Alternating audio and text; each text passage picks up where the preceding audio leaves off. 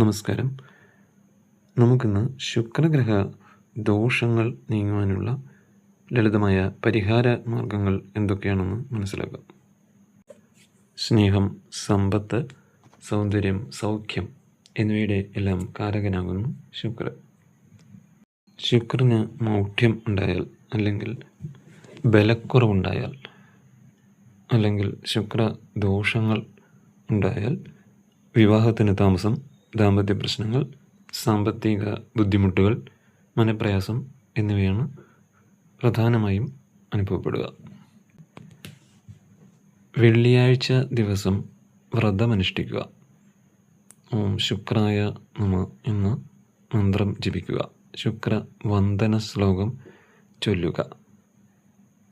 വെള്ളിയാഴ്ച ദേവീക്ഷേത്രത്തിൽ ദർശനം നടത്തി നൈവേദ്യത്തോടു കൂടിയ ലക്ഷ്മി പൂജ ചെയ്യുക.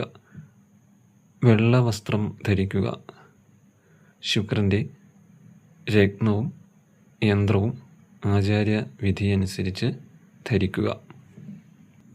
വെള്ള വസ്ത്രം, അരി, പാല്, തൈര് എന്നിവ ദാനം ചെയ്യുക.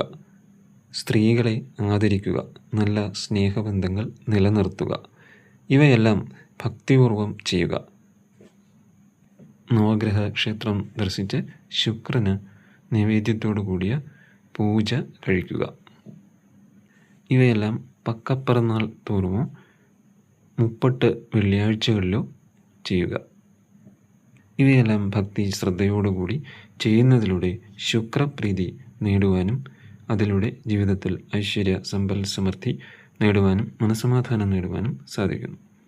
അടുത്ത ഭാഗത്തിൽ നമുക്ക് ശനിഗ്രഹത്തിലേക്ക് കടക്കാം. അടുത്ത വീഡിയോയിൽ വീണ്ടും കാണാം.